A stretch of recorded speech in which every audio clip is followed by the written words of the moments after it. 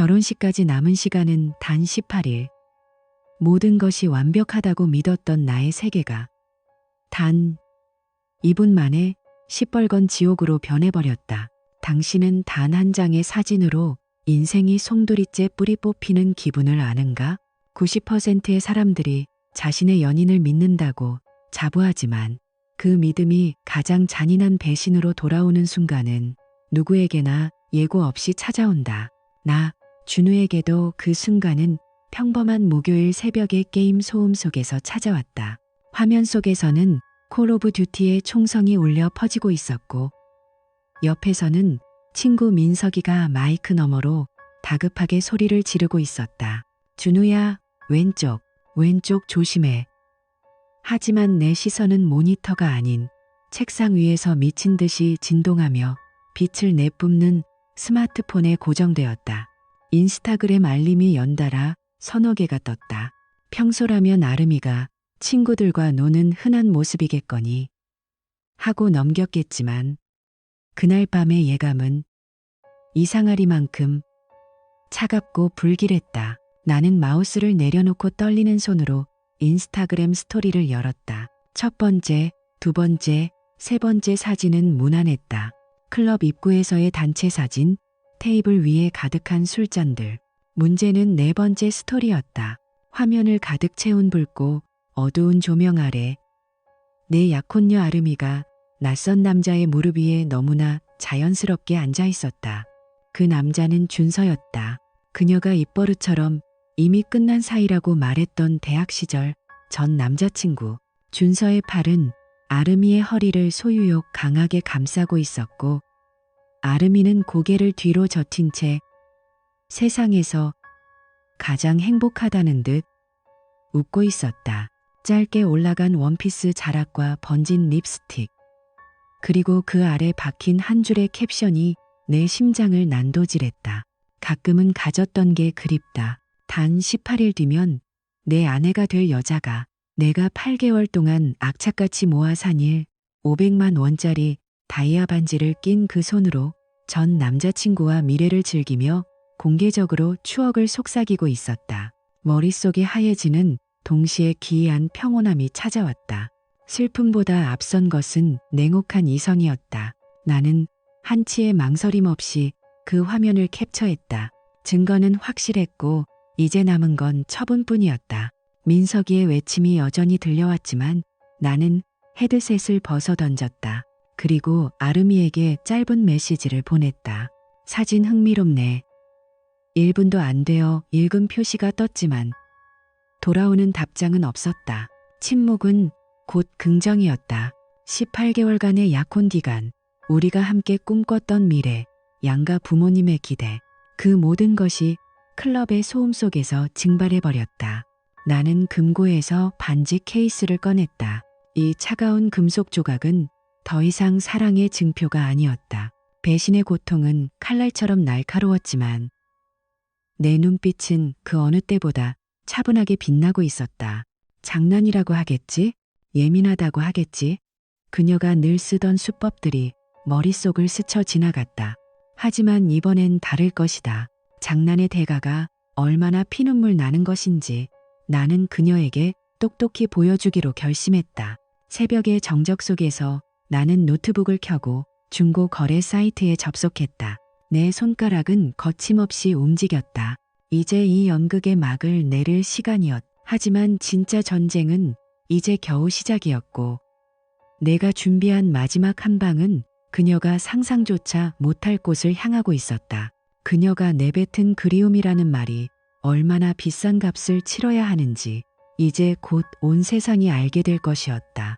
창밖으로 푸르스름한 새벽빛이 밝아오고 있었다. 폭풍 전야의 고요함 속에서 나는 아름이의 가족 단톡방을 열었다.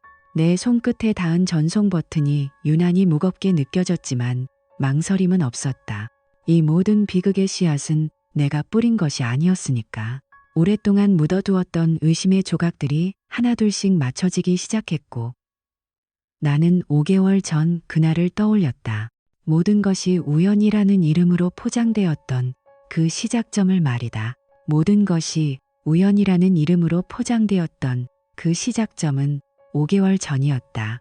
그날의 기억은 아주 작은 균열로부터 시작되었기에 아직도 생생하다. 평소와 다름없이 퇴근 후 지친 몸을 소파에 뉘고 있을 때 아름이가 아주 태연한 표정으로 믿기 힘든 소식을 전했다.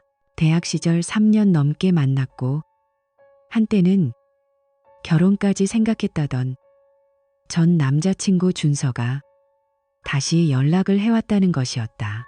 그녀의 말로는 준서가 직장 때문에 8개월 전쯤 우리가 사는 이곳으로 내려왔고 우연히 SNS를 통해 소식을 접해 오랜만에 안부나 묻자며 커피 한 잔을 제안했다고 했다.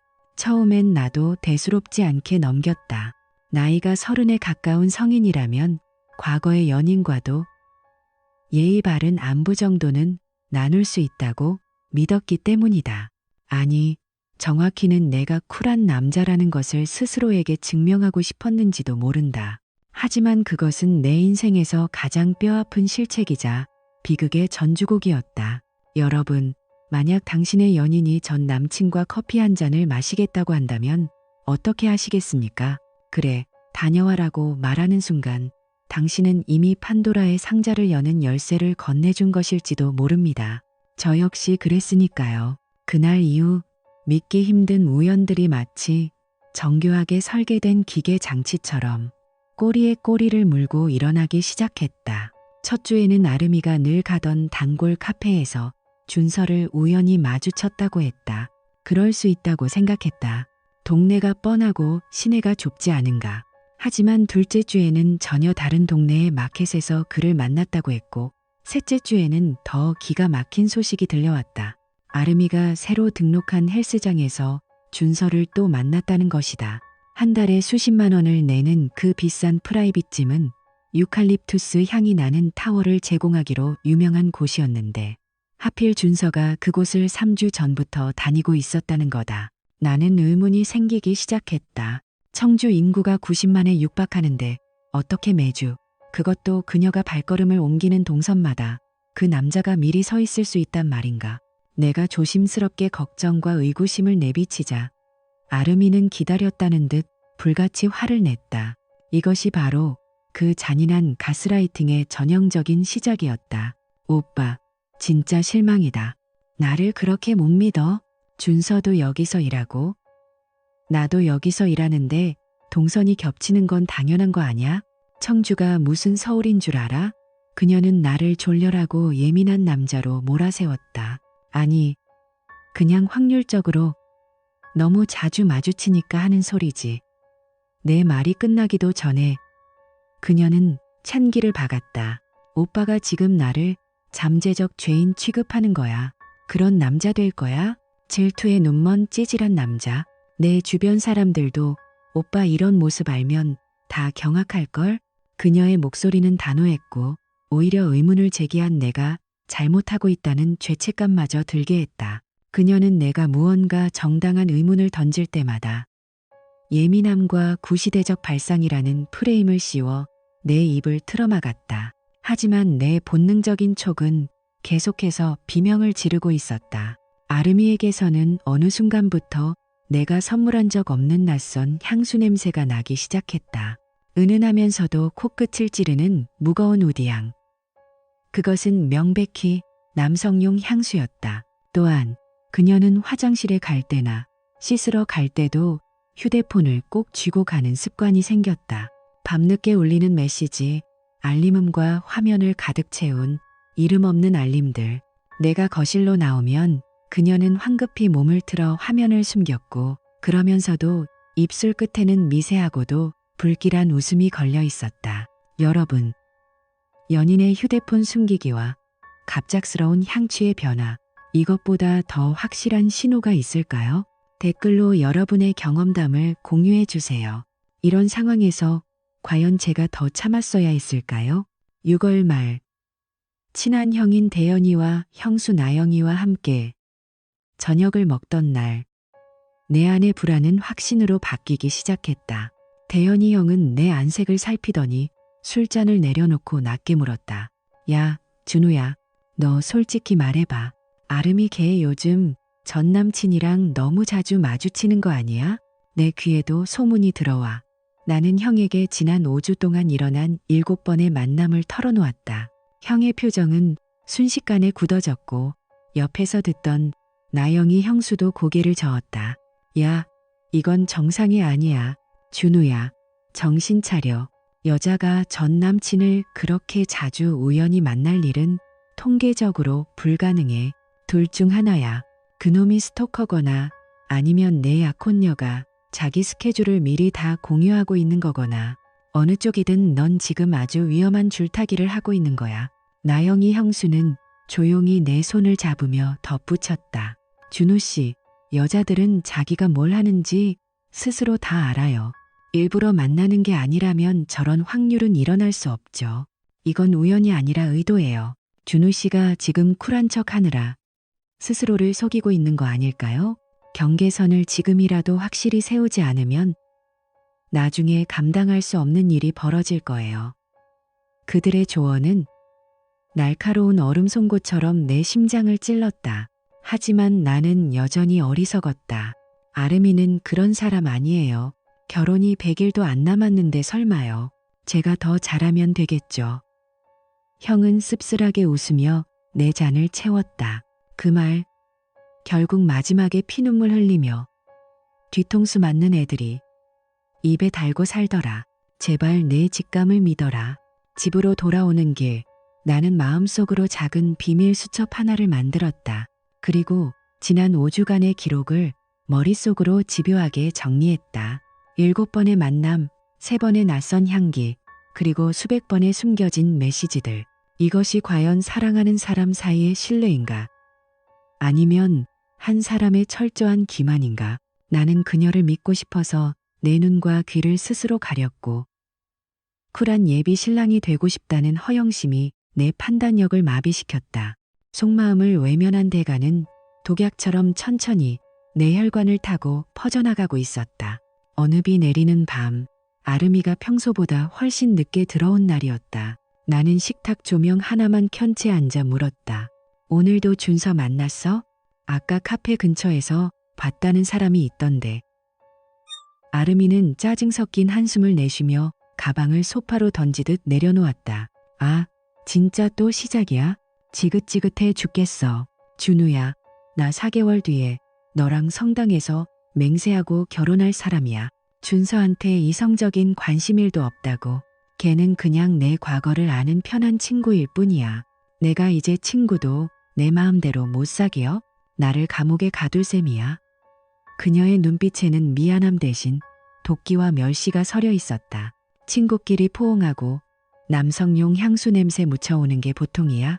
너한테서 나는 이 냄새, 내 것도 아니잖아. 내 질문에 그녀는 실소하며 대답했다. 비 와서 인사하다가 잠깐 옷깃이 닿았나 보지. 오빠 진짜 병이야. 의처증이라고. 그렇게 불안해서 어떻게 결혼 생활하겠어. 차라리 지금이라도 그만둘까? 그만둘까라는 말.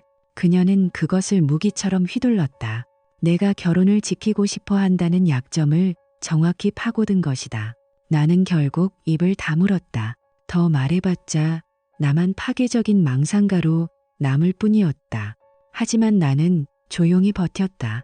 내 촉보다 쿨한 척이 우선이라고 스스로를 끊임없이 가스라이팅하며 7월이 오기를 기다렸다. 7월 중순이 되자 신기하게도 아름이는 준서 이야기를 덜하기 시작했다. 나는 그것이 폭풍이 지나간 좋은 신호라고 착각했다. 드디어 그놈한테 흥미가 식었구나. 이제 우리 결혼에만 집중하겠지 라고 생각하며 안도했다. 그러나 그것은 더 잔혹한 종말을 앞둔 폭풍전야의 일시적인 정적일 뿐이었다. 여러분, 이 상황에서 침묵한 저의 선택이 옳았을까요? 만약 여러분이라면 이 시점에서 파혼을 선언했을까요? 아니면 끝까지 믿어봤을까요? 지금 바로 댓글에 의견을 남겨주세요. 여러분의 한마디가 누군가에게는 구원의 빛이 될 수도 있습니다. 7월 19일 목요일, 마침내 운명의 밤이 밝았다. 아름이는 수진이와 나리, 그리고 회사 동료들과 시내 클럽에 가서 스트레스를 풀겠다며 무려 2시간 동안이나 화장대 앞에서 공을 들였다. 그녀가 옷장에서 꺼내 입은 것은 내가 단 한 번도 본 적 없는 몸매가 노골적으로 드러나는 딱 붙는 검은 원피스였다. 등 뒤를 살피던 중 나는 아직 떼지 않은 가격표를 발견했다. 이틀 전 신용카드 명세서에서 본 그 옷. 60만 원이 넘던 그 수입 원피스였다. 기다리지 마. 오늘은 여자들끼리 밤새도록 놀기로 했으니까. 그녀는 평소보다 훨씬 화사한 미소를 지으며 현관문을 나섰다. 그녀의 뒷모습을 보며 나는 설명할 수 없는 극심한 오한을 느꼈다. 5개월 동안 억눌러왔던 의심의 탑이 곧 거대하게 무너질 것만 같았다. 하지만 그때까지만 해도 나는 내가 틀렸기를, 내 예민함이 만들어낸 비참한 망상이기를 간절히 바랐다. 그녀는 정말 친구들과 건전하게 춤추고 술 마시며 결혼 전 마지막 자유를 누리는 것이기를 기도했다. 그러나 새벽 1시 40분 정적을 가르고 울린 인스타그램의 연속적인 알림음은 내 모든 기도와 믿음을 갈기갈기 찢어놓았다. 그 무거운 정적 속에서 나는 직감했다. 이미 선은 넘어섰고 내가 지켜온 인내의 댐은 붕괴했다는 것을. 5개월간 나를 정신병자로 몰아가며 마음껏 휘둘렀던 그녀의 채찍을 이제는 내가 빼앗아 휘두를 때가 왔다. 하지만 나의 복수는 소란스럽고 유치한 몸싸움이 아닐 것이다. 아주 차갑고 아주 정교하며 그녀가 쌓아올린 가짜 삶의 기반을 통째로 뒤흔드는 사회적 매장이 될 것이었다. 나는 스마트폰을 천천히 내려놓고 거실의 모든 불을 껐다. 어둠 속에서 오직 차갑게 빛나는 스마트폰 액정 화면만이 나를 지켜보고 있었다. 수진이도 나리도 그리고 그 오만한 준서도 그들이 벌인 그 역겨운 배신의 파티가 어떤 파멸의 끝을 가져올지 그들은 아직 꿈에도 모르고 있었다. 이제 2분 뒤 그녀의 스마트폰은 내가 보낸 짧은 메시지 하나로 시작해 평생 잊지 못할 불지옥을 경험하게 될 것이다. 여러분, 지금부터 시작될 저의 진짜 파혼 과정을 절대 놓치지 마세요. 이제 곧 상상도 못할 반전이 이어집니다. 침묵은 때로 가장 강력한 무기가 된다. 5개월간 내 영혼을 갉아먹었던 의심의 파편들이 마침내 하나의 완성된 지옥도로 맞춰졌다. 새벽 3시 45분. 현관문 너머로 들려오는 키득거리는 웃음소리와 함께 아름이가 집으로 들어왔다. 그녀의 몸에서는 여전히 내가 쓰지 않는 무거운 우디 향과 지독한 담배 냄새가 섞여 있었다. 그녀는 담배를 피우지 않는다.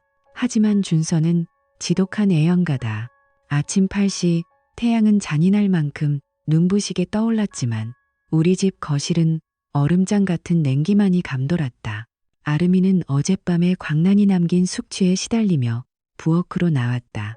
그녀는 내가 밤을 새웠다는 사실조차 모르는 듯 습관적으로 커피 포트에 손을 뻗었다. 그녀가 입고 있는 그 검은 원피스. 어제 아침에 중요한 비즈니스 미팅이 있다며 백화점에서 새로 사온 옷이다. 가격표조차 제대로 떼지 않은 채. 그 옷은 어젯밤 클럽의 붉은 조명 아래서 다른 남자의 무릎 위를 뒹굴었다. 나는 식어버린 커피잔을 내려놓으며 그녀를 응시했다. 어젯밤 그 사진 설명해봐. 나의 첫마디에 그녀의 어깨가 미세하게 떨렸다. 하지만 이내 그녀는 특유의 방어 기제를 작동시켰다. 아, 진짜 또 시작이야. 준우야, 나 머리 너무 아파. 그냥 술 기운에 친구들이랑 장난친 거라니까. 사진 찍는 그 2초가 그렇게 큰 죄야. 그녀의 목소리에는 미안함 대신 귀찮음이 가득했다. 이것이 4년 반을 만난 여자의 입에서 나올 소리인가. 그녀는 내가 여전히 자신의 가스라이팅에 휘둘릴 것이라 믿는 듯했다. 전 남자친구 무릎에 앉아서 옛날이 그립다고 올리는 게 장난이라고. 너는 지금 우리 관계를 그리고 다가올 결혼을 쓰레기통에 쳐넣은 거야. 나의 냉정한 지적에 그녀는 오히려 코웃음을 쳤다. 오빠 진짜 예민하다. 다들 그렇게 놀아. 요즘 애들 감성이 그런 건데 오빠가 너무 구식인 거야. 왜 자꾸 일을 크게 만들어? 준서는 그냥 오랜만에 만나서 반가웠던 것뿐이야. 오빠가 자꾸 이러면 나도 피곤해서 결혼 다시 생각해보게 된다. 협박인가? 아니, 이건 나에게 주는 선물이었다. 그녀의 그 뻔뻔한 태도가 내 마지막 남은 망설임마저 단칼에 잘라버렸으니까. 사실 우리 관계는 이미 오래전부터 삐걱거리고 있었다. 3년차 연애부터 그녀는 늘 돈이 부족하다며 불평을 입에 달고 살았다. 내 연봉이 1억 원이 넘고 성과급까지 꼬박꼬박 챙겨다 줘도 그녀에게는 늘 부족했다. 한 달에 손톱 관리에만 50만 원을 쓰고 명품 가방을 할부로 긁으면서도 내가 아끼는 골프채 하나 사는 것에는 눈을 부릅떴다. 그래도 나는 참았다. 사랑하니까, 결혼하면 달라질 거라 믿었으니까. 하지만 어젯밤 인스타그램 스토리에 올라온 그 장난은 단순한 실수가 아니었다. 그것은 나라는 사람의 존재 자체를 부정하는 모욕이었다. 일을 크게 만드는 건 내가 아니라 너다. 나는 더 이상 입을 열어 에너지를 낭비하지 않기로 했다. 대화로 풀 수 있는 단계는 이미 어젯밤 인스타그램 알림이 울린 순간 끝났다. 나는 말없이 노트북을 펴고 당근마켓 앱을 열었다. 그리고 어젯밤 미리 찍어둔 결혼 반지 사진을 올렸다. 1.4 4캐럿 오벌 다이아몬드, 플래티넘 밴드. 내가 8개월 동안 스키 여행도 포기하고 악착같이 모은 500만 원짜리 수뇌보의 결과물이었다. 판매글, 약혼 반지 판매합니다. 파혼으로 인해 급처분합니다. 150만 원. 제목은 자극적이지만 명확했다. 파혼 반지 판매. 글을 올리고 엔터를 누르는 순간 내 마음속에 무언가도 함께 전송되었다. 아름이는 내 노트북 화면을 힐끗 보더니 안색이 창백해졌다. 지금 뭐 하는 거야? 진짜 미쳤어? 그걸 왜 팔아? 그거 내 반지잖아. 그녀가 비명을 지르며 달려들었지만 나는 차갑게 화면을 돌려주었다. 내 반지? 아니, 이건 내가 내 돈으로 산 물건이고 이제 주인이 없는 쓰레기일 뿐이야. 너한테 어울리는 건 그 남자의 무릎이지 이 다이아몬드가 아니잖아. 그녀의 눈에 경악과 공포가 서렸다. 하지만 이건 시작일 뿐이었다. 다음은 전화기였다. 나는 한강 리버사이드 웨딩홀에 전화를 걸었다. 예약 담당자의 목소리가 들려왔다. 안녕하세요. 10월 20일 예약된 준우, 아름 커플입니다. 예약 취소하겠습니다. 위약금은 상관없으니 지금 바로 처리해 주세요. 아름이가 내 손에서 전화기를 뺏으려 달려들었지만 나는 그녀를 차갑게 밀쳐냈다. 그리고 담당자님, 취소 확인 메일은 지금 통화 중인 저와 신부 이메일로 동시에 발송해 주세요. 나중에 딴소리 나오지 않게 확실한 증거가 필요해서요. 전화기 너머로 당황한 담당자의 목소리가 들렸지만 나는 단호했다. 지금 당장 보내주세요. 그 뒤로 1시간 동안 나는 기계처럼 움직였다.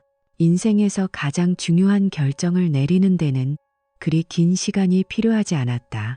스튜디오 촬영 예약 취소, 본식 스냅과 영상 업체 취소, 그리고 신혼여행 비행기 표와 호텔까지 모든 계약을 파기했다.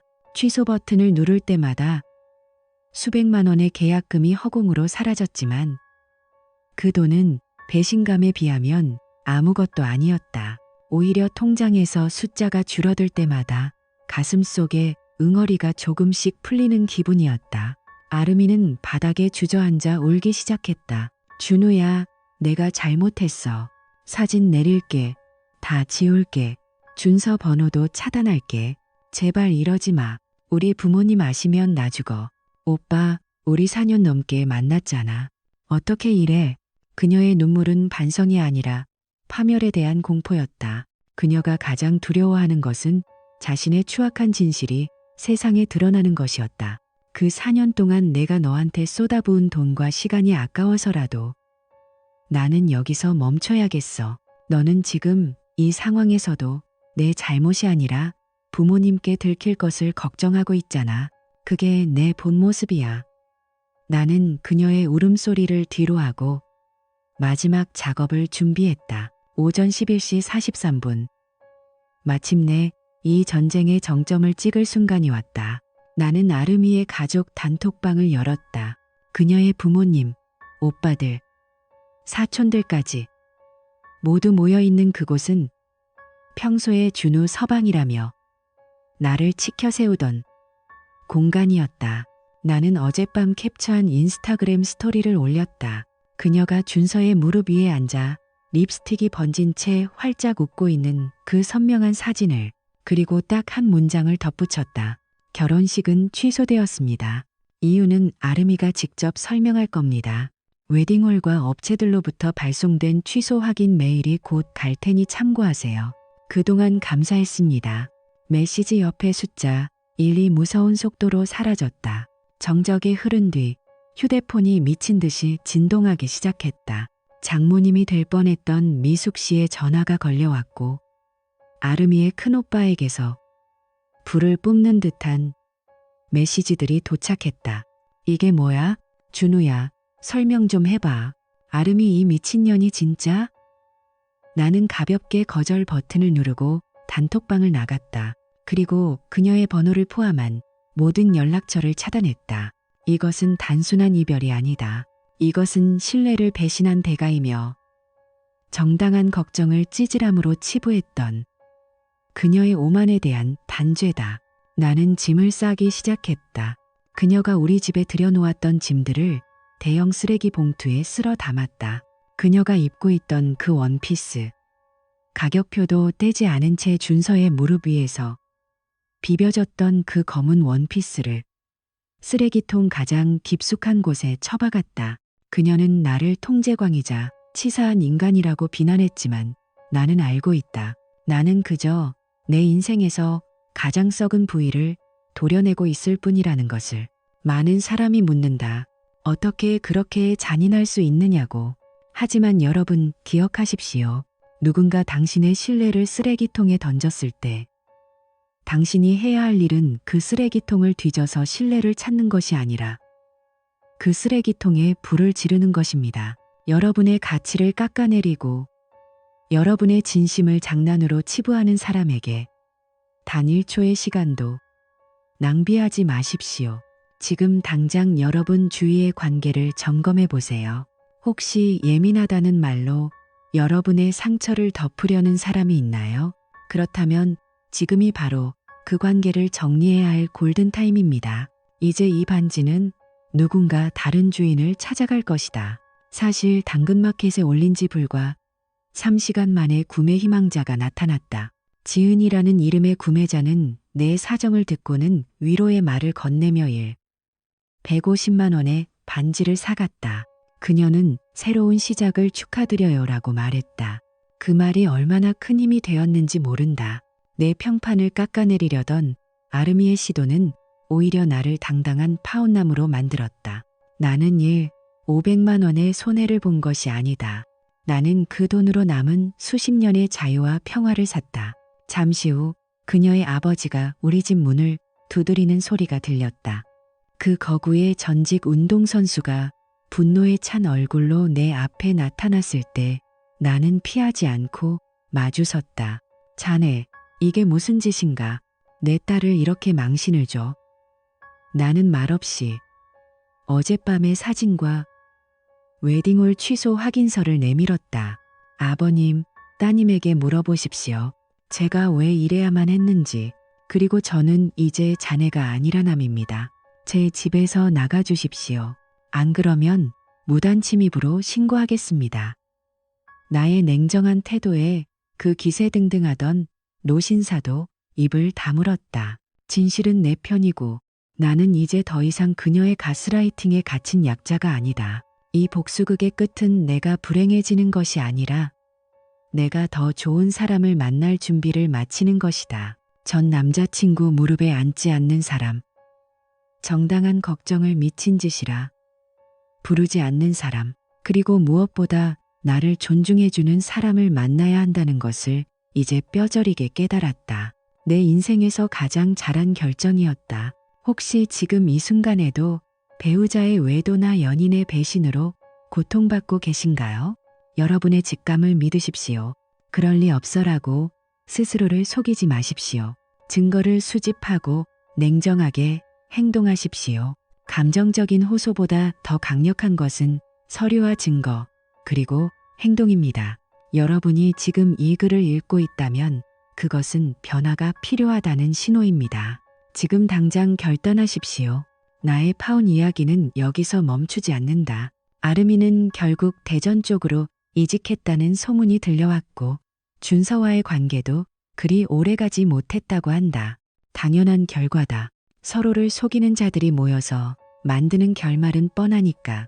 나는 10월 20일이 지났는지도 몰랐다. 그날 나는 새로운 프로젝트를 성공리에 마쳤고 나 자신을 위한 최고급 스키 세트를 샀다. 복수는 차갑게 먹을 때 가장 맛있는 법이고 행복은 그 복수를 완벽하게 잊었을 때 비로소 완성되는 법이다. 여러분도 여러분만의 당당한 인생을 되찾으시길 바랍니다. 지금 이 이야기가 도움되었다면 여러분의 생각은 어떤지 댓글로 남겨주세요. 여러분이라면 그 상황에서 어떤 선택을 하셨을까요? 그리고 이런 배신을 겪은 친구가 있다면 이 글을 공유해 주십시오.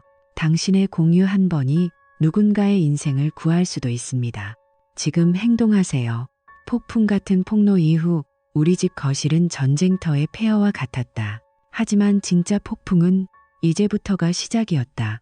가족 단톡방의 증거 사진과 파혼 선언을 던진 지 불과 30분 만에 현관문을 부술 듯한 두드림이 쏟아졌다. 인터폰을 확인하니 약혼녀였던 아름의 어머니 미숙 씨였다. 문을 열자마자 그녀는 마치 흉기라도 든 것처럼 자신의 스마트폰을 내면 전에 흔들어대며 고함을 질렀다. 준우, 너 지금 제정신이야? 감히 가족들이 다 있는 방에 이런 해괴망측한 사진을 올려? 우리 집안 망신 다 시킬 작정이야. 그녀의 목소리는 분노보다는 수치심과 깨져버린 체면에 대한 집착으로 가득 차 있었다. 그녀에게 내 배신감 따위는 중요하지 않았다. 오직 딸의 결혼이라는 완벽한 포장지가 찢어진 것에 대한 원망뿐이었다. 망신은 제가 아니라 따님이 시킨 겁니다. 어머니, 내가 차갑게 대꾸하자. 그녀는 젊은 애들이 술 좀 마시고 장난칠 수도 있는 거지. 너 왜 이렇게 비상식적이고 속이 좁니? 라며 나를 몰아세웠다. 그 어미의 그 딸이었다. 내가 겪은 5개월간의 가스라이팅이 어디서 온 뿌리인지 명확해지는 순간이었다. 그녀는 내 거실 한복판에서 소리를 지르며 파혼을 철회하라고 협박했다. 예식장 위약금이 얼마인지 아느냐며 네가 이럴수록 너만 손해라는 궤변을 늘어놓았다. 어머니, 위약금은 이미 제가 다 처리했습니다. 돈이 아까운 게 아니라 이런 대우를 받고도 웃어야 하는 제 인생이 아까운 겁니다. 당장 나가주세요. 그때 미숙 씨의 뒤로 묵직한 그림자가 드리워졌다. 아름의 아버지 정우 씨였다. 대학 시절 미식축구 라인베커 출신답게 거구인 그는 평소 과묵하지만 압도적인 무게감을 가진 사람이었다. 지금도 벤치프레스 130캐리그는 거뜬히 들 것 같은 그 체격은 문 앞에 서 있는 것만으로도 거실의 공기를 무겁게 눌렀다. 그는 고함치는 아내의 어깨를 붙잡아 뒤로 물러나게 했다. 당신 그만해. 창피한 게 누군데 여기서 소리를 질러. 당신은 지금 딸 인생보다 당신 자존심이 더 중요해? 정호 씨의 목소리는 낮았지만 거역할 수 없는 위엄이 있었다. 그는 씩씩거리는 미숙 씨를 흰색 SUV 차로 돌려보낸 뒤 나를 똑바로 응시했다. 잠깐 들어가도 되겠나? 우리는 식탁을 사이에 두고 마주 앉았다. 그는 사진을 이미 큰아들을 통해 어젯밤에 봤다고 했다. 준우야, 미안하다. 내가 자식을 잘못 가르쳤어. 그는 고개를 숙였다. 32년의 결혼 생활을 지켜온 그에게 자식의 배신은 본인의 실패처럼 느껴지는 모양이었다. 그는 내 권리를 존중한다며 결혼 취소가 단순히 사진 한 장 때문인지 아니면 그 이상의 깊은 상처 때문인지 물었다. 나는 지난 5개월간의 일들, 준서의 끊임없는 우연한 등장, 아름의 향수 변화, 그리고 나를 미친 사람으로 몰아갔던 그 교묘한 조종의 시간들을 전부 쏟아냈다. 청주 인구가 90만인데 어떻게 매주 같은 장소에서 전 남친을 마주칠 수 있겠느냐는 나의 물음에 정호 씨는 깊은 한숨을 내쉬었다. 정호 씨는 중간에 말을 끊지 않고 묵묵히 들었다. 이야기를 다 들은 그는 천천히 고개를 끄덕였다. 역시 한 번의 실수가 아니었군. 자네 같은 성실한 사람이 이렇게까지 하는 데는 다 이유가 있을 거라 생각했네. 사실 나도 오늘 아침에 아름이와 통화했네. 그런데 그 아이가 뭘 하는 줄 아나? 대수롭지 않은 일이래. 내가 늙어서 요즘 애들 문화를 모르는 거래. 그 말을 듣는 순간 나도 포기했다. 그는 일어서며 덧붙였다. 미숙이가 앞으로 별짓을 다 하며 자네를 흔들겠지만 다 무시하게. 전화하고 찾아오고 사람 보내도 반응하지 마. 그건 딸을 위한 게 아니라 자기 체면 지키려는 거니까. 내가 집안 단속은 어떻게든 해보겠네. 자네 앞날에 미안한 짓 더는 안 하겠어. 그는 짧은 악수를 건네고 떠났다. 그의 손은 포수 미트처럼 컸고 그 따뜻한 온기에서 진심 어린 사과를 느낄 수 있었다. 하지만 대중의 반응은 정호 씨의 침묵보다 훨씬 뜨거웠다. 내가 올린 파온 반지 판매글은 삽시간에 지역 커뮤니티와 SNS를 타고 바이럴 미라이 되어 퍼져나갔다. 8개월간 악착같이 모아 산 일. 500만 원짜리 반지를 든 배신당한 예비 신랑의 서사는 사람들의 분노와 호기심을 자극하기에 충분했다. 조회수는 순식간에 수천 회를 넘었고 댓글창은 아름과 그전 남친에 대한 비판으로 가득 찼다. 급기야 지역방송 채널사의 리포터 서연 씨에게서 연락이 왔다. 준우 씨, 페이스북 글이 지금 전국적으로 퍼지고 있어요. 인터뷰 가능할까요? 처음엔 거절하려 했지만 아름의 친구들이 인터넷의 남자가 통제광이고 집착이 심해서 여자가 질식할 뻔했다는 유언비어를 퍼뜨리는 것을 보고 마음을 바꿨다. 내 서사는 내가 직접 정의해야 했다. 오후 4시 방송국 스튜디오 조명 아래 선나는 떨지 않았다. 서연 리포터의 질문에 나는 감정을 최대한 배제하고 사실만을 나열했다. 어떤 사람들은 제 행동을 복수라고 부르겠죠. 하지만 약혼자가 전 남친 무릎에 앉아 그리움을 노래하는 걸 공개적으로 올렸다면 저 역시 그 행동의 대가를 공개적으로 보여준 것뿐입니다.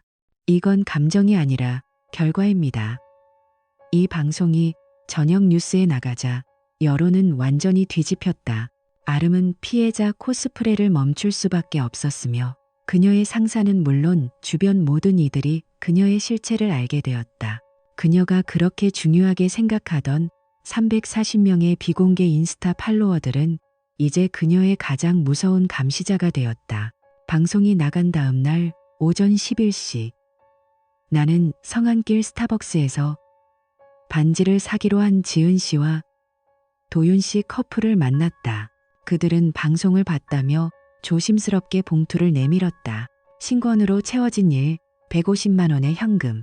지은 씨는 내 손을 잡으며 말했다. 정말 용기 있는 결정하셨어요. 저희는 이 반지를 서로에 대한 존중의 상징으로 소중히 끼겠습니다. 당신에겐 아픈 기억이었겠지만 저희에겐 사랑의 경계선을 가르쳐준 교훈이 될 거예요. 묵직한 현금 봉투를 가방에 넣고 카페를 나서는 순간 5개월 동안 나를 짓눌렀던 거대한 바위가 가루가 되어 흩어지는 기분이 들었다. 비로소 가짜 사랑의 상징이었던 1.44캐럿의 다이아가 내 손을 떠났고 내 인생의 주도권은 완벽하게 나에게로 돌아왔다. 여러분, 배신은 용서하는 게 아니라 청산하는 겁니다. 상대가 당신을 예민한 사람으로 몰아갈 때 그것이 가스라이팅의 신호임을 절대 잊지 마세요.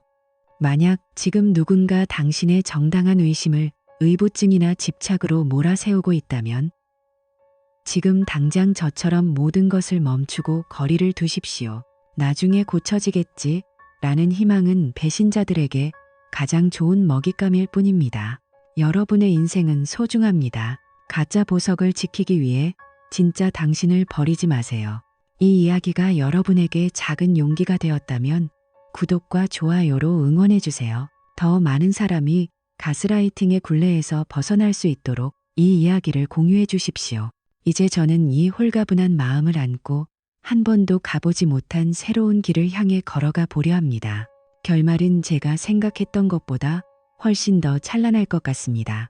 다음 이야기는 제가 어떻게 이 상처를 딛고 진정한 인연을 만났는지에 대한 기록입니다. 여러분도 할 수 있습니다. 지금 바로 결단하세요. 과거의 잔해를 모두 치워버린 자리에 비로소 새로운 공기가 차올랐다. 배신의 독을 품었던 관계를 도려낸 지 벌써 3달이 지났다. 달력의 숫자는 무심하게 흘러 내가 가장 두려워했던, 아니, 사실은 기억조차 하기 싫었던 10월 20일에 멈춰섰다. 원래대로라면 나는 지금쯤 턱시도를 입고 식장에 서 있어야 했을 것이다. 하지만 어머니의 전화를 받기 전까지 나는 오늘이 그날이라는 사실조차 잊고 있었다. 준우야, 오늘 괜찮니? 그냥 마음이 쓰여서. 어머니의 조심스러운 목소리에 나는 진심으로 웃으며 답했다. 엄마, 저 진짜 괜찮아요. 생각도 안 하고 있었거든요. 그것은 허세가 아닌 완벽한 해방의 증거였다. 나는 그 지옥 같았던 집을 떠나 시내에서 조금 떨어진 한적한 곳에 방 3개짜리 새 집을 계약했다. 그곳엔 더 이상 아름이의 흔적도 준서의 그림자도 없다. 오직 내가 직접 고른 가구와 내가 좋아하는 책들로 채워진 온전한 나만의 공간이다. 그리고 이 공간에 새로운 온기를 불어넣어준 사람이 생겼다. 바로 세연이다. 소개팅 앱을 통해 만난 그녀는 27살의 물리치료사로 삶의 태도가 아주 단정하고 명확한 사람이다. 세연은 아름이와는 모든 면에서 대척점에 서 있는 사람이다. 가장 놀라운 것은 그녀가 타인의 경계를 존중할 줄 안다는 사실이다. 어느 날 내가 업무가 늦어질 것 같다고 메시지를 보냈을 때 세연은 그래요. 일 마무리 잘하고 연락 줘요. 무리하지 말고요 라고 답했다. 거기엔 어떠한 의심도 비꼬는 투의 가스라이팅도 없었다. 왜 늦어? 누구랑 있어? 라고 묻는 대신 그녀는 나의 시간을 기다려 주었다. 아름이와 함께할 때 늘 겪어야 했던 그 숨 막히는 심리전과 감정의 소모가 사라지자 내 삶에는 비로소 평온이라는 단어가 깃들기 시작했다. 나영이 형수가 했던 말이 기억난다. 준우 씨, 진짜 사랑은 상대를 미치게 만드는 게 아니라 안심하게 만드는 거예요. 세연과 함께하며 나는 그 말의 의미를 뼈저리게 깨닫고 있다. 우리는 일주일에 3~4번 만나 헬스장에 같이 가고 소박한 저녁을 먹으며 하루의 일상을 나눈다. 그녀는 내 휴대폰에 관심이 없고 나 역시 그녀의 연락처를 뒤적일 필요를 느끼지 못한다. 신뢰란 이렇게나 가볍고 투명한 것이었다는 사실을 왜 예전에는 몰랐을까. 지난주에는 세연의 부모님도 뵈었다. 해병대 출신인 그녀의 아버지는 보안 관련 일을 하시는데 무척이나 꼼꼼하고 엄격해 보이셨지만 대화 내내 나를 배려해 주셨다.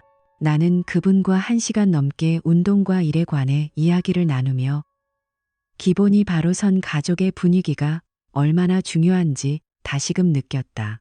이제 나는 과거를 돌아보며 분노하지 않는다. 오히려 감사한다. 그날 새벽 2시 잠을 설쳐가며 인스타그램 알림을 확인했던 나 자신에게, 그리고 그 즉시 반지를 팔고 파혼을 선언했던 나의 결단력의 말이다. 만약 그때 내가 한 번만 더 믿어보자며 주저앉았다면 나는 지금쯤 평생을 의심과 고통 속에서 썩어가는 결혼 생활을 하고 있었을 것이다. 교훈은 명확하다. 자존감을 깎아먹고 당신의 상식을 예민함으로 치부하는 사람과는 결코 미래를 설계하지 마라. 상대를 존중하지 않는 사람에게 줄 수 있는 유일한 선물은 완벽한 이별뿐이다.